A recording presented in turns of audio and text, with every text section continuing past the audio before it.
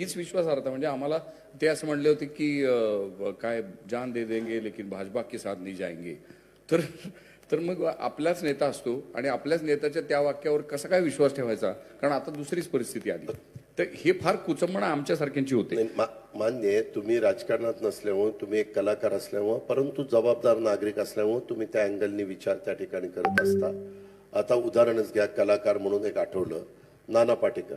नाना पाटेकर काय म्हणाले, माझं पूर्णपणे कुटुंब आणि माझे वडील काँग्रेस विचाराचे होते, कारण त्यावेळेस काँग्रेसच होती.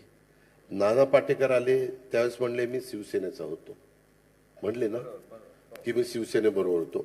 आणि बाळासाहेबांचे विचार अनेकांना आवडले होते, दादा कोंडकेलाही आवडलेले होते, तसेच त्यांनाही आवडले, ते त्यांच्या विचाराबरोबर राहिले.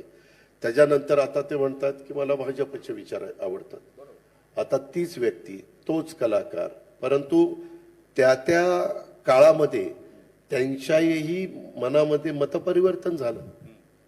त्यालाही काही कारण असू शकतात ना. ते जर आपण नानांशी बोललो तर तुम्ही पण नानांशी गप्पा मारू शकता, मी नाना दिलखुलासपणे सांगणार, नाना काय हातचा बच्चा ठेवणार नाही, ही वस्तुस्थिती. हो, नाही नाही, पण नाना उत्तम अभिनयपटू आहेत हे तुम्हाला माहिती आहे. अभिनयपटू आहे पण उत्तम नाना वक्ता पण आहे. हा, नाना उत्तम वक्ते आहेत आणि अतिशय भारतातले कसलेले अभिनेते आहेत. परखड त्यांचं हे असतं, तेच म्हणजे परखडपणा म्हणा किंवा इतरही गुण यांचा अभिनय ते उत्तम करतात. तर त्यामुळे